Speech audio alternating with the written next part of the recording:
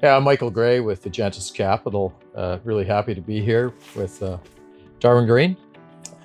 Yeah, I'm with High Gold Mining, but I'm also a technical advisor for Western Alaska Copper Gold, and this is our first look at their Waterpump Creek drill hole that they drilled this year, and it's pretty damn nice. As a mining analyst for the last 16 years, it's rare you get to a site visit and see kind of a discovery hole that really is, this is massive sulfide, lead, zinc, really impressive and exciting. Knowing that it's running about 38% lead zinc, waiting for the silver assays, but it's you can see the mineralization. It's the wonderful thing about base metal deposits is you can see when you're in ore as opposed to strictly gold deposits. And this has got massive sphalerite, beautiful, galena. Locally, it's banded. There's some cross-cutting textures, and we know that because of the curve patterns and the really shiny galena, that it's probably got a lot of silver jammed into it, and that has been the track record here at Waterpump Creek. Anything else?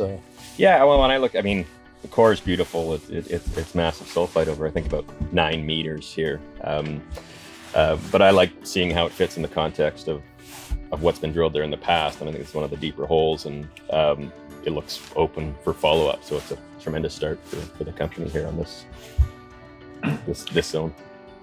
Yeah, I'd like to see the banded textures, different grain sizes, different generations of mineralization, and it's all just soaking up some of the void space and eating away at this dolomite, and it's just a great trap rock, and oxide projecting up dip, and then the down dip is really untested. This is again not very often going on a site visit having just come out of the ground about a month ago in terms of a discovery hole. So and the type, for me at least as an analyst, the type of system, the CRD system, has scale. It's on a worldwide basis got a track record of not being small. These are meaningful sized deposits, high unit value deposits that, especially with the silver, can really be really meaningful and be high margin. And then we're also looking at the context that laterally there's a copper gold system in one direction, copper moly in one direction and gold copper in another. So you're looking at mineral cells within a big district here.